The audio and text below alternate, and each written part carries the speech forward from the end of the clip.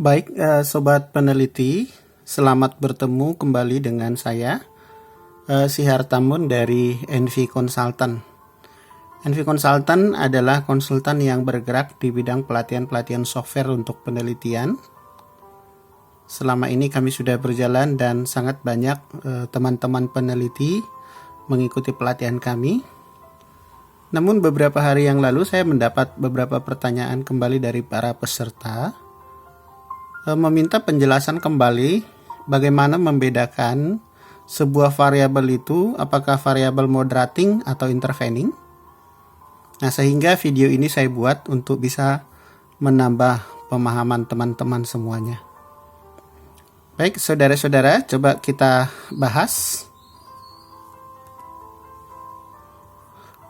Untuk bisa membedakan antara variabel moderating dengan intervening, saya membuat contoh seperti ini. Yang di sebelah kiri, kalau kita lihat posisi variabel Z yang ini adalah sebagai variabel moderating. Sedangkan di gambar yang sebelah kanan, posisi variabel Y ini adalah variabel intervening posisinya. Model ini banyak sekali dipergunakan dalam riset-riset seperti sekarang ini. Nah, kenapa penting sekali saat sekarang ini memahami intervening dan variabel moderating dalam sebuah model penelitian? Kenapa menjadi tren? Karena memang ini banyak dipergunakan sebagai salah satu novelty dari sebuah penelitian, menghindari similarity ataupun katakanlah judul-judul yang sudah banyak sekali, jadi mencari perbedaan. Nah, pertanyaan tadi yang paling mendasar adalah bagaimana kita bisa menempatkan sebuah variabel itu adalah variabel intervening atau moderating. Ini saya kasih contoh misalnya dalam sebuah penelitian.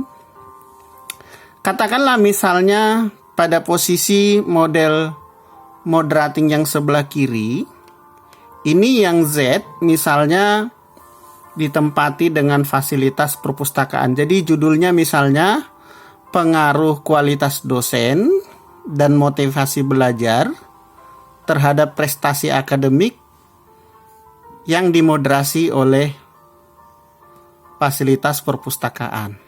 Nah, ciri-ciri dari penempatan variabel moderating salah satunya adalah variabel independen itu tidak mempengaruhi variabel Z, atau dalam hal ini Z adalah moderating.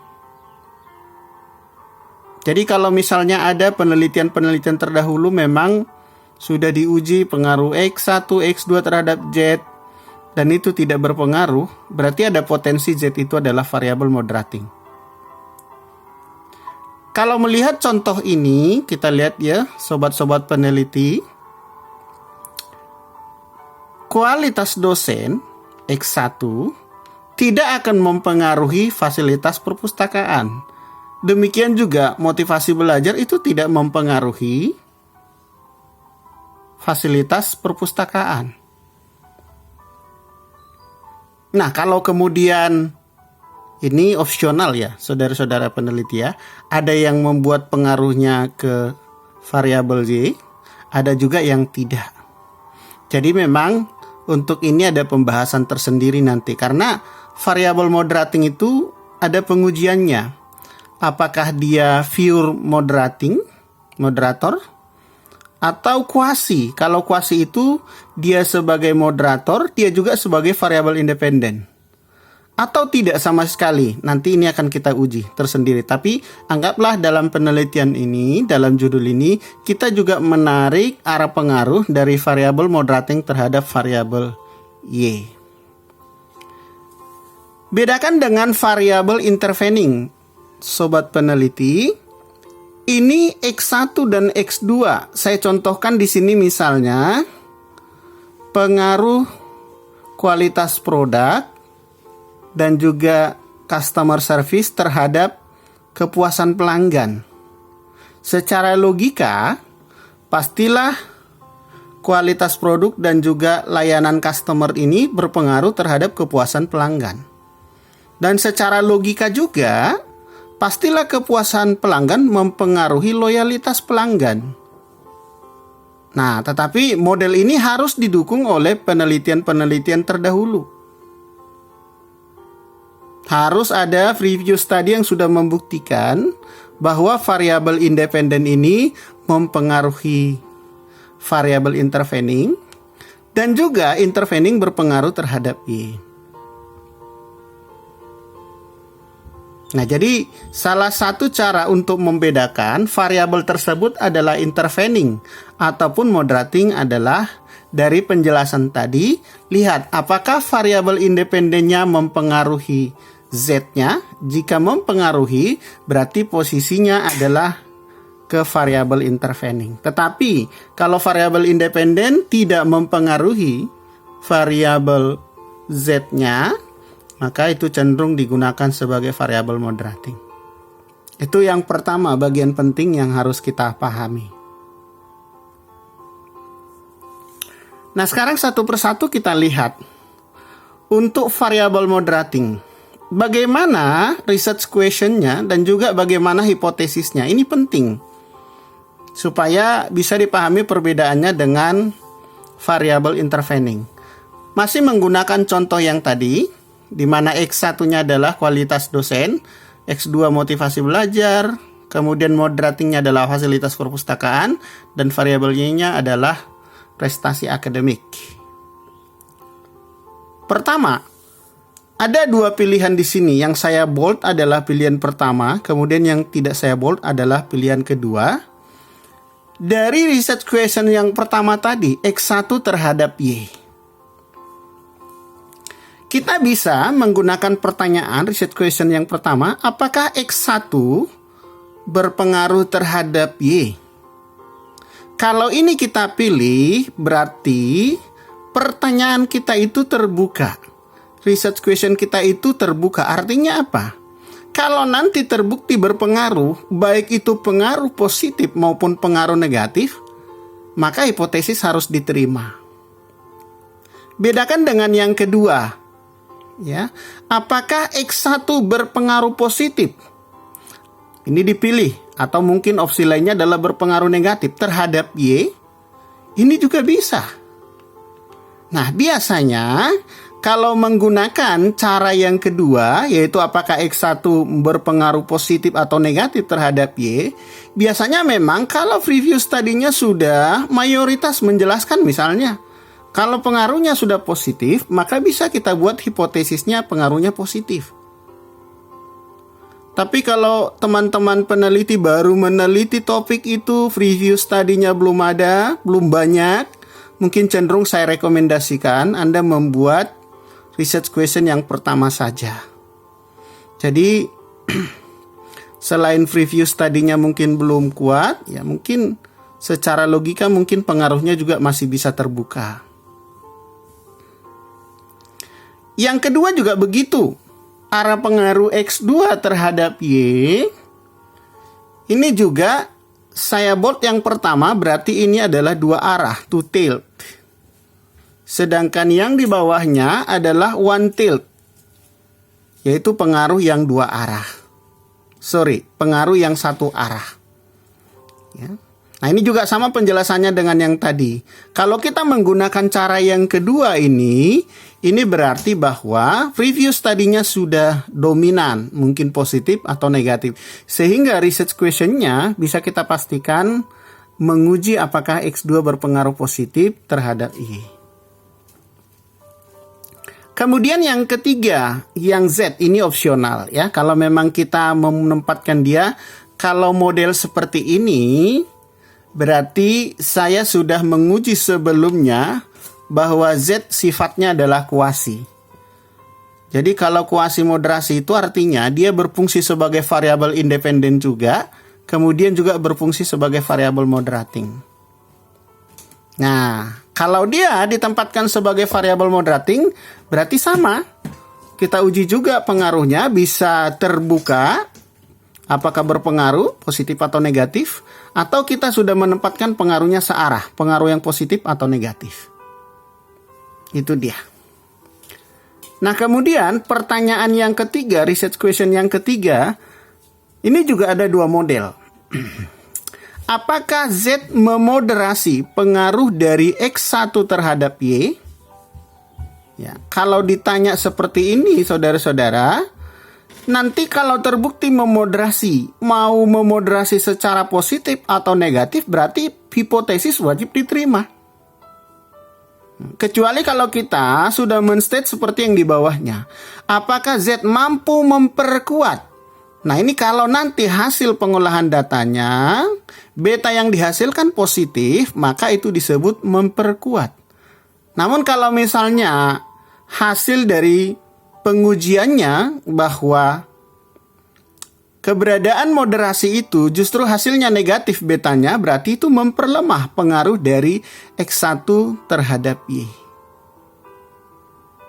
Jadi penjelasannya sama, saudara-saudara ya. Yang X2 juga seperti itu. Nah, model seperti ini, saudara-saudara, berarti kalau saya hipotesisnya memoderasi positif atau negatif, berarti saya beranggapan model yang saya gunakan dalam variable moderating ini adalah model interaksi. Apa maksudnya model interaksi? Model interaksi itu adalah perkalian. Jadi kalau saya ingin menguji moderasi Z atas pengaruh X1 terhadap Y, berarti datanya Z dengan X1 saya kalikan. Proses perkalian ini namanya adalah metode interaksi. Karena ada beberapa model yang menggunakan variabel moderating Bapak Ibu. Nanti pada kesempatan lain akan kita bahas.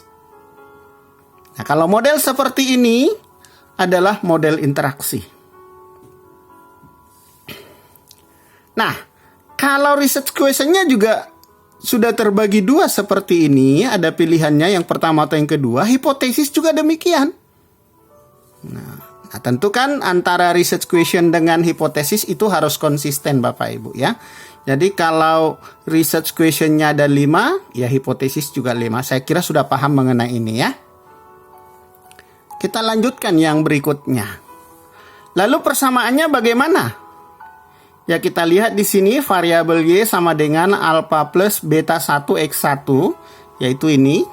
Kemudian ditambah dengan beta 2 X2, ditambah dengan beta X3 Z, dengan asumsi tadi Z di sini tempatnya adalah kuasi, dia berfungsi ganda, sebagai independen juga, sebagai moderating juga. Nah, kemudian di sini beta 4 ZX1 itu namanya model interaksi, model perkalian. Ada beberapa model Bapak Ibu ya, tapi hari ini kita membahas model interaksi dulu. Jadi perkalian Z dengan X1, kemudian ini perkalian Z dengan X2, persamaan beta 5. Itulah persamaan yang dihasilkan Bapak Ibu. Nah, sekarang kita lihat software apa yang relevan dipergunakan untuk mengolah data seperti ini. Ya, banyak software sebenarnya Bapak Ibu. Ya, kalau menggunakan data primer ada banyak pilihan, kalau menggunakan data sekunder juga ada banyak pilihan. Semua software ini selalu kami berikan pelatihan di berbagai kota Bapak Ibu, bahkan hampir seluruh Indonesia kami jalani, atau peserta juga datang ke Jakarta tempat kami berkantor atau banyak melaksanakan pelatihan. Nah, kalau data primer Bapak Ibu yang menyebar kuesioner misalnya, kalau memang model-model seperti ini, ya, kalau sampelnya sedikit boleh menggunakan Smart PLS. SPSS juga bisa, ya. Tapi kalau saya ditanya, ya saya lebih merekomendasikan Lisrel dan Amos. Kalau menggunakan data sekunder Bapak Ibu, itu jauh lebih efektif menggunakan Stata atau eViews. Tapi bukan berarti SPSS tidak bisa juga ya Bapak Ibu semuanya. Seperti itu dia. Nah, kita bandingkan dengan variabel intervening. Bapak Ibu perhatikan model intervening ini seperti yang tadi, pertanyaannya juga harus diputuskan searah atau tidak. Apakah X1 berpengaruh terhadap Y1? tentu ditanyakan ke intervening dulu.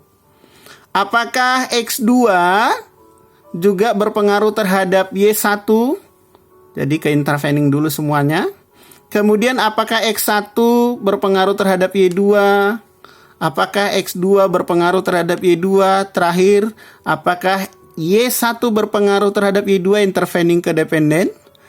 Nah, kemudian ada dua hipotesis lagi. Ini perbedaannya, saudara-saudara ya, Bapak Ibu peneliti. Ini yang terbaru. Kalau saya lihat riset banyak saya dampingin kebetulan pengolahan data disertasi Bapak Ibu ya. Di Universitas Indonesia juga banyak menggunakan model seperti ini. Nah, kenapa saya katakan ini termasuk yang baru? Karena zaman dahulu hipotesisnya dibuat seperti ini. Biasanya ya kalau membahas hipotesis intervening suka dibuat hipotesis begini. Menguji ya, mana lebih kuat pengaruhnya antara pengaruh langsung dengan pengaruh tidak langsung. Ini pengaruh langsung X2 terhadap Y dibandingkan pengaruhnya dengan tidak langsung. Nah, saudara-saudara, kalau melihat model seperti ini, kalau pengaruh tidak langsung itu kan mengalihkan betanya. Beta yang ada di sini dengan beta yang ada di sini dikalikan. Lalu dibandingkan dengan pengaruh langsung. Jarang sekali Bapak Ibu, beta pengaruh tidak langsungnya lebih besar, selalu lebih kecil. Nah, tetapi zaman dulu ya memang kondisinya seperti itu ya. Tetapi sekarang banyak penelitian yang sudah berkembang. Yang namanya hipotesis itu harus mengeluarkan level signifikansinya di bawah 5% atau tidak. Atau T statistiknya di atas 1,96 atau tidak. Nah, kalau hanya membandingkan beta itu tidak bisa dibuktikan. Karena beta yang tinggi itu tidak jaminan hipotesis diterima. Nah, sehingga model-model yang terbaru, Bapak Ibu, dibuat caranya seperti ini. Apakah Y1, apakah X1 berpengaruh terhadap Y2 melalui Y1? Apakah X1 mempengaruhi Y2 melalui Y1? Atau dengan cara yang kedua, sama sebenarnya ya. Apakah Y1 mampu memediasi pengaruh dari X1 terhadap Y2? Nah, kalau kita mau pecah lagi secara positif atau negatif silakan, tergantung preview tadi yang sudah ada. Demikian juga X2 ya. Apakah X2 mempengaruhi Y2 melalui Y1?